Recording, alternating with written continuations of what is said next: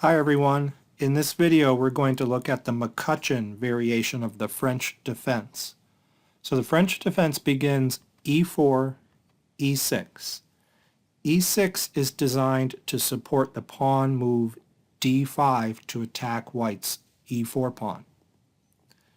So white gains space in the center with d4 and black follows through with d5 and attacks e4.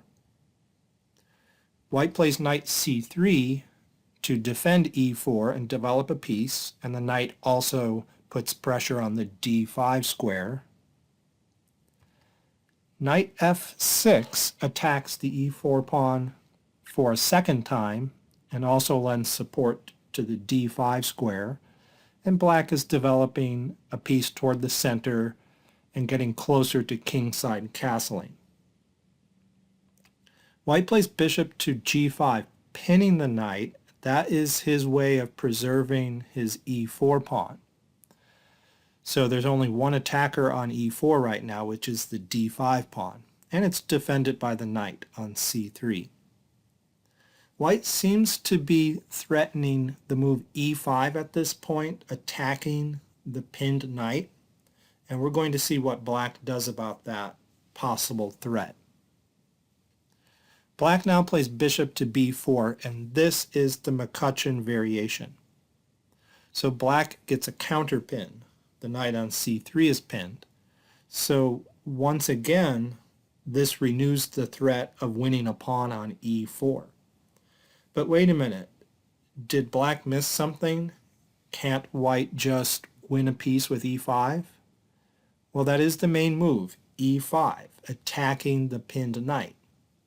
But the way black gets out of losing a piece is by playing h6, attacking the bishop that is doing the pinning. And he reasons if the bishop falls back to h4 to maintain the pin, then he can play g5, attacking the bishop again and cutting it off so it's not pinning anymore. There's only one other move in this position that doesn't outright lose, but it's not as good as h6. The other possibility is bishop takes c3 check. There really is no reason to make that move. You don't want to give up your active bishop, which is pinning a knight, for a pinned piece. Okay? It wasn't provoked, so there's no reason to go forward with that. White would simply recapture, and the pawn on c3, even though it's doubled, is actually in a good position to defend d4 in case the move c5 comes, the usual pawn push in the French defense. Okay, now black has to attack that bishop in order not to lose a piece. And here I find it interesting the engine recommends retreating the bishop all the way to c1.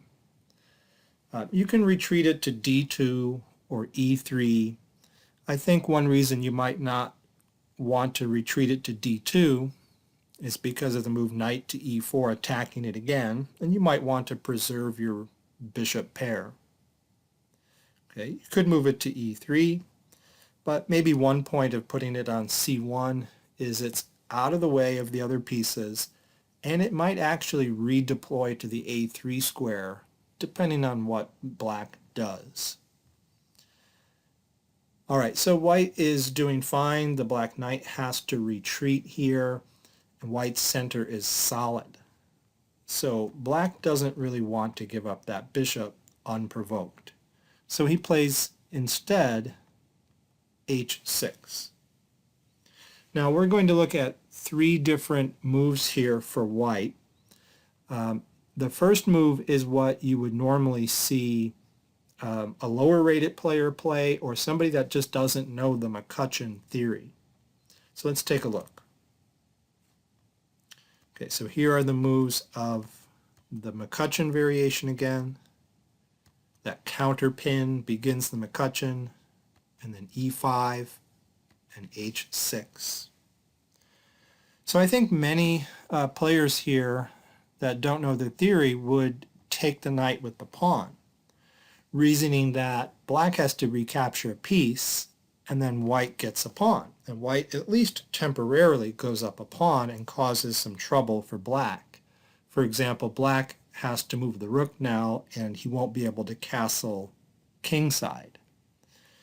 However, this isn't the best way to play.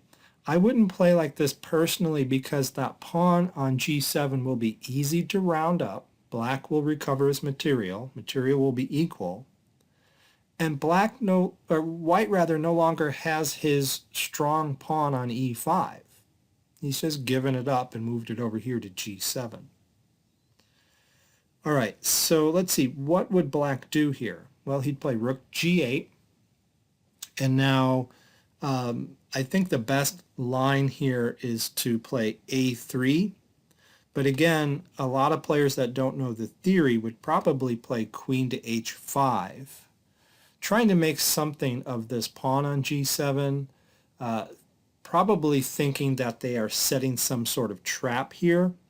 For example, white might be hoping for rook takes g7, and then queen to h8 check, winning the rook.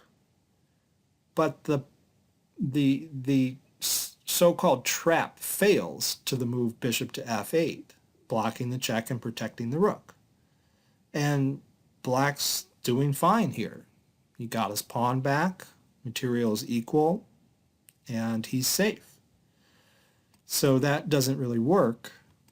So instead, after rook g8, maybe a better way to play is a3, hitting that bishop and inducing it to capture so as not to lose a tempo. And then b takes c3, and your pawn on c3 is now guarding your d4 pawn in case of the break c5. Black can play a queen to f6 here.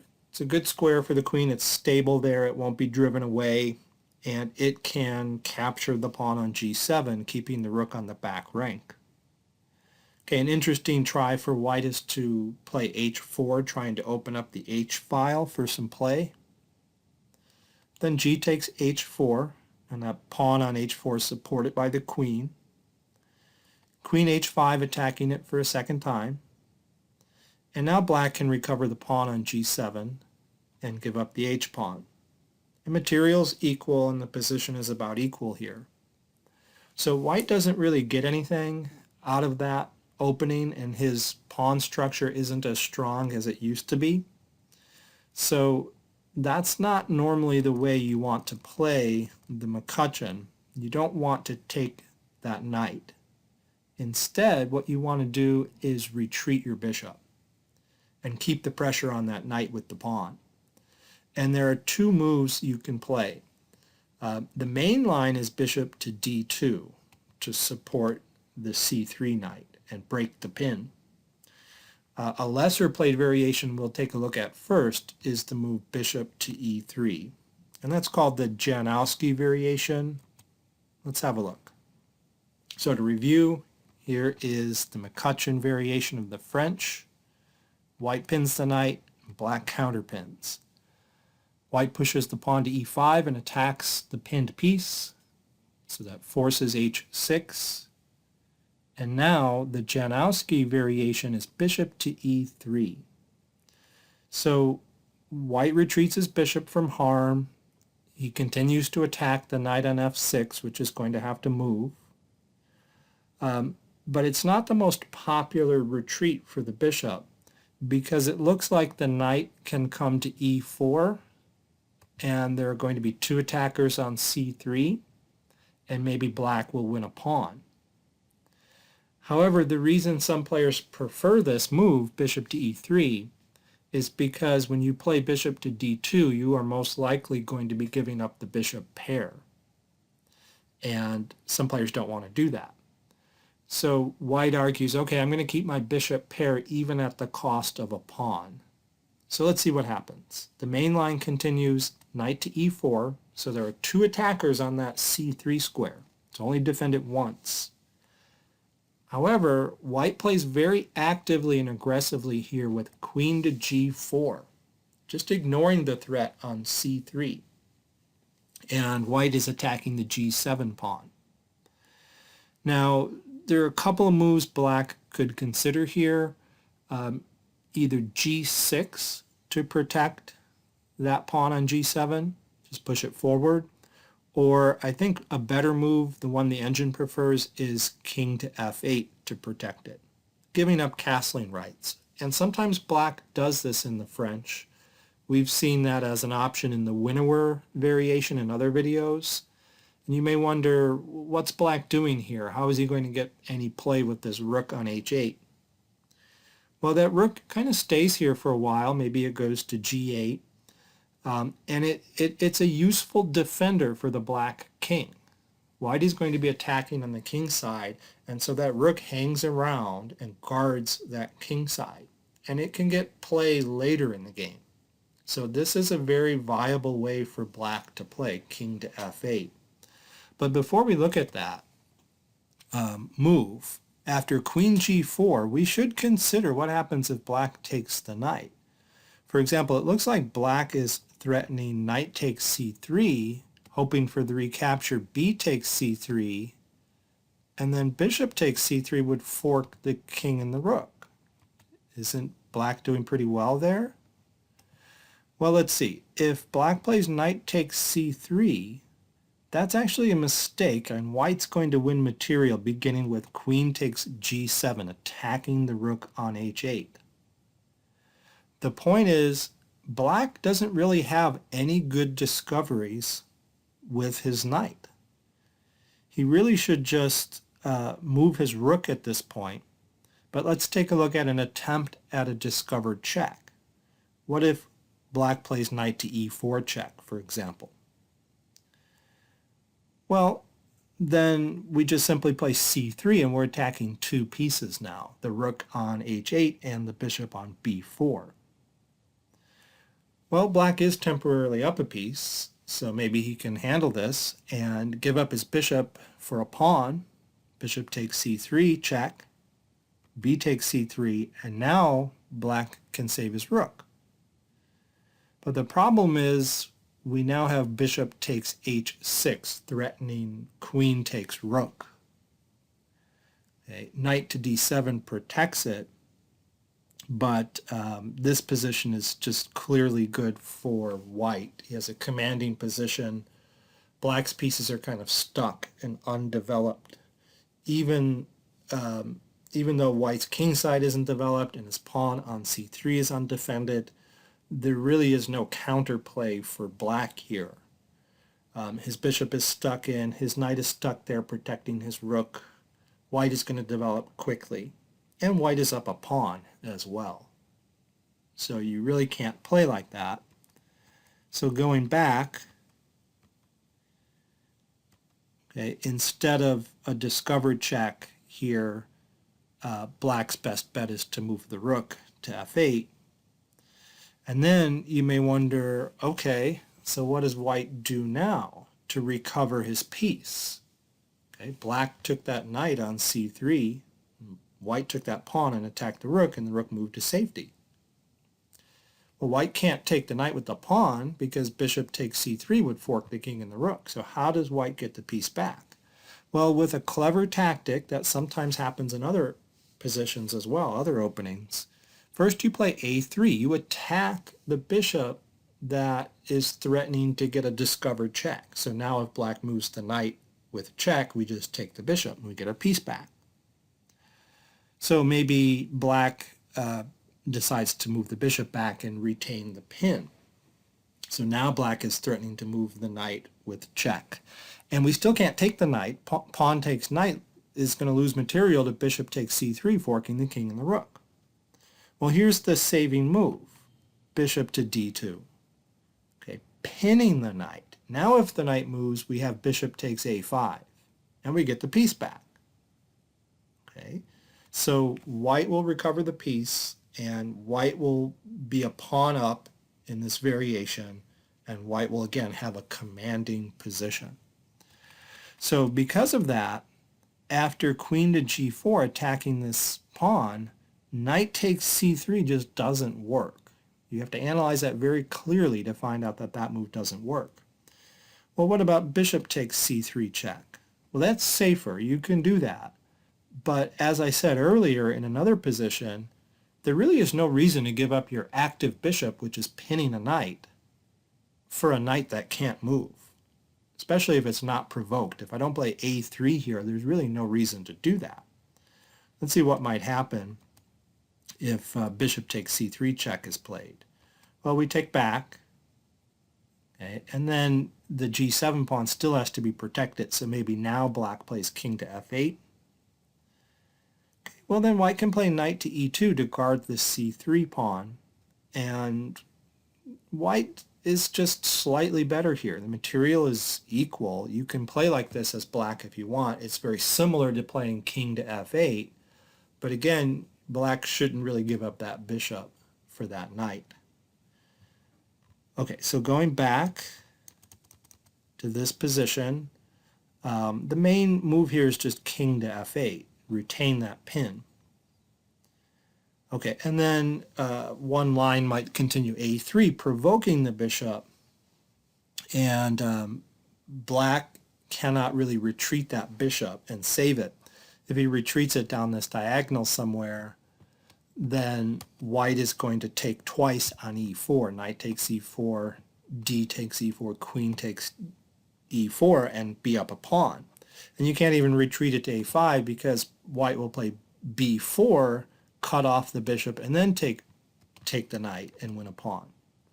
So this is forcing bishop takes c3, check, b takes c3, and now black can play knight takes c3 here, although it's probably not the best move because bishop to d3 comes, white continues to attack, the knight is cut off, it can't get back to e4 because there are two attackers on that square, and the knight is kind of stranded, it can't go over here either. Okay, so it's probably not the best move to just grab a pawn. White is okay in that position to give up that pawn. So instead, the main move is c5. Okay, the typical break in the French defense, attacking d4. Then bishop to d3, attacking twice on e4, threatening to win a pawn. So now there's really nothing better than to take on c3. Now you're almost forced to do that. Then white can play d takes c5 and gain that pawn. And a natural move here for black is knight to c6, developing and attacking the e5 pawn. But white can defend it with knight f3. Black might try to close things down with f5, blocking out the d3 bishop. But white should take en passant. And then after queen takes f6, you could argue that black is being successful here at repelling any attack that white is trying on the king side. And the position is about equal. I think I would actually even prefer black here to have more practical chances because these center pawns look really strong to me. It looks like they can be pushed and harass the minor pieces. If the e-pawn is pushed, then the bishop on c8 is threatening the queen. The king looks safe. The only downside I see to black's, or one of the major downsides to black's position, is he still needs to get that rook into play. And of course he still needs to develop these pieces as well. But I think I would prefer black slightly in that position. Okay, so let's turn our attention to the last variation I want to discuss. It's called the Lasker variation. So just to review, these are again the moves of the MacCutcheon variation. White plays e5 and then h6. So the Lasker variation involves retreating the bishop to d2. Very logical. You break the pin on the knight, and this time you're not going to be sacrificing a pawn in some lines. You're protecting c3 against a loss of a pawn. Okay, now I want to point out a typical blunder sometimes beginners make in a position like this, and you might even see this in other similar positions. Somebody might play knight e4, reasoning, well, the knight is protected by the pawn. Everything's looking good. You're attacking c3 again. You're attacking the bishop on d2. But that's a blunder because white plays knight takes e4, uncovering an attack on the b4 bishop. And if black tries a Zwischenzug here and takes on d2, then white recaptures with the knight. Okay, and white's a piece up. So it's a typical tactic. So you don't play knight e4. Instead, what black will normally do is play bishop takes c3, removing the defender of the e4 square. I know I've said earlier you don't want to take that knight unprovoked, but the knight wasn't pinned this time. The bishop was on d2, and black has concrete reasons. He wants to post his knight in the center on e4, so he removes that defender. Now there are two ways to recapture here. I think the obvious move to make is b takes c3. I think that's the best move because you want this pawn on c3 to defend d4, a typical thing you see in the French. Like in the Winnower variation, you play b takes c3 and you've got the pawn defending already. You're ready for the move c5 to come. So I think that's the move, but let's have a look at bishop takes c3, trying to preserve the pawn structure. If you do that, though, black can play knight to e4 and attack that bishop and try to get the bishop pair here. And the only way to really try to preserve your bishop pair is to play bishop to b4. Which looks good at first glance. Maybe you're preventing black from castling, but black has a really concrete move here. He can play c5, attacking that bishop, blocking it out. It doesn't look like that pawn is defended enough. It's only defended by the knight and it's attacked twice. But black is setting a little trap here. For example, what happens if white takes on c5 with the d pawn, trying to preserve the bishop again?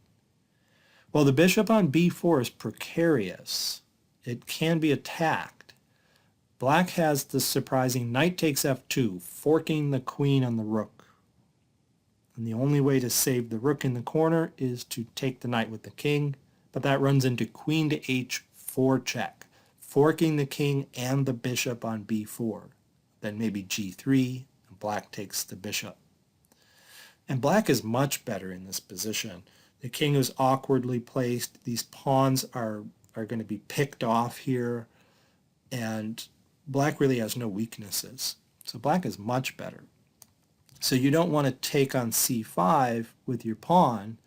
You could take with your bishop, but if you take with your bishop, then you're giving up the bishop pair anyway that you were trying not to do. You're trying not to give up the bishop pair.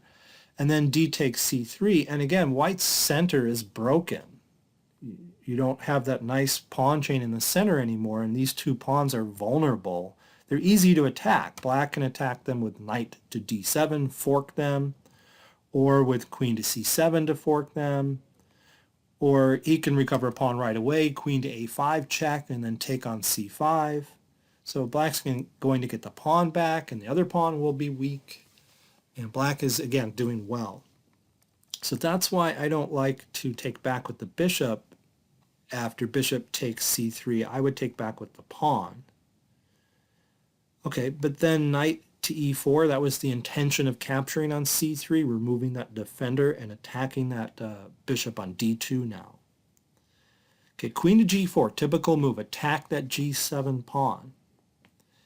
You can play g6 here, that's a possibility, but we're going to take a look at king to f8 like we did earlier.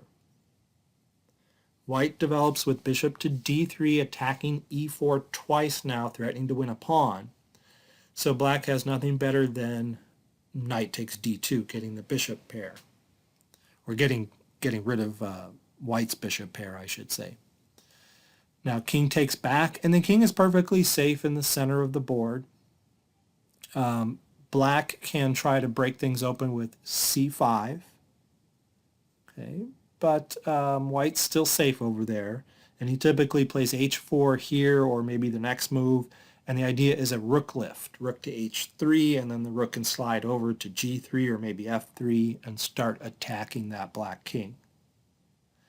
Now, since white is getting pretty active in attacking here, I think most players would play c4 to try to drive that bishop off of its active diagonal.